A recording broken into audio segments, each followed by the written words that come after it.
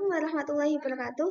Perkenalkan, saya Nia Salsabila dari Prodi PGMI, Fakultas Tarbiyah dan Ilmu Keguruan, Universitas Sayyid Ali Rahmatullah Tulungagung.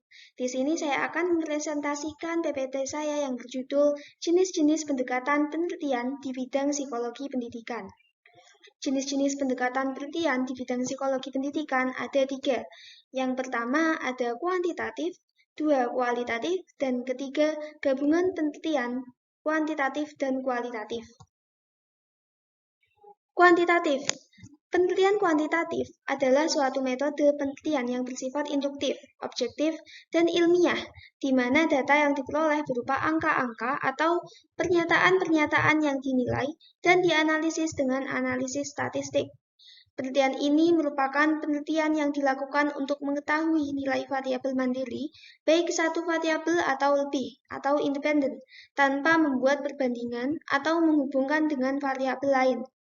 Penelitian kuantitatif biasanya digunakan untuk membuktikan dan menolak suatu teori, karena penelitian ini biasanya bertolak dari suatu teori yang kemudian diteliti, dihasilkan data, kemudian dibahas dan diambil kesimpulan. Jenis-jenis penelitian kuantitatif, yang pertama ada penelitian eksploratif, yang merupakan studi penjajakan, terutama sekali dalam pemantapan konsep yang akan digunakan dalam ruang lingkup penelitian yang lebih luas dengan jangkauan konseptual yang lebih besar. Yang kedua, penelitian deskriptif kuantitatif adalah salah satu jenis penelitian yang bertujuan mendeskripsikan secara sistematis, faktual, dan akurat mengenai fakta dan sifat populasi tertentu, atau mencoba menggambarkan fenomena secara detail. 3. Penelitian korelasional merupakan suatu tipe penelitian yang melihat hubungan antara satu atau beberapa ubahan dengan satu atau beberapa ubahan yang lain. Tujuan utama penelitian korelasional yaitu menolong menjelaskan pentingnya tingkah laku manusia atau untuk meramalkan suatu hasil. 4. Penelitian kausal komparatif adalah jenis penelitian yang bertujuan untuk menarik kesimpulan tentang ada tidaknya hubungan sebab akibat di antara variabel yang diteliti. Yang kelima, penelitian tindakan dapat diartikan sebagai suatu studi sistematis dalam memecahkan masalah dalam situasi sosial melalui suatu tindakan dan ditujukan untuk meningkatkan pemahaman dan penalaran mereka yang ikut serta dalam situasi tersebut dan orang-orang yang dilibatkan dalam pemecahan masalah tersebut. 6. Penelitian eksperimen merupakan bentuk penelitian di mana variabel dimanipulasi sehingga dapat dipastikan pengaruh dan efek variabel tersebut terhadap variabel lain yang diteliti atau diobservasi. Yang terakhir, penelitian pengembangan untuk menggambarkan hubungan antara keadaan sekarang dan juga untuk menyelidiki perkembangan atau perubahan yang terjadi sebagai fungsi waktu. Yang kedua ada penelitian kualitatif. Penelitian kualitatif adalah suatu proses penelitian untuk memahami fenomena-fenomena manusia atau sosial dengan menciptakan gambaran yang menyeluruh dan kompleks yang dapat disajikan dengan kata-kata, melaporkan pandangan terperinci yang diperoleh dari sumber informan, serta dilakukan dalam latar setting yang alamiah. Tujuan dari penelitian kualitatif adalah untuk memahami kondisi suatu konteks dengan mengarahkan pada pendeskripsian secara rinci dan mendalam mengenai potret kondisi dalam suatu konteks yang dialami, tentang apa yang sebenarnya terjadi menurut apa adanya di lapangan studi. Jenis-jenis penelitian kualitatif, yang pertama ada fenomenologi.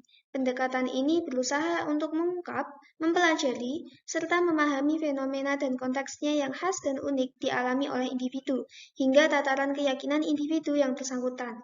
Pendekatan ini bertujuan untuk memahami atau mempelajari pengalaman hidup manusia, mencari hakikat atau esensi dari pengalaman dan sasarannya adalah untuk memahami pengalaman sebagaimana disadari.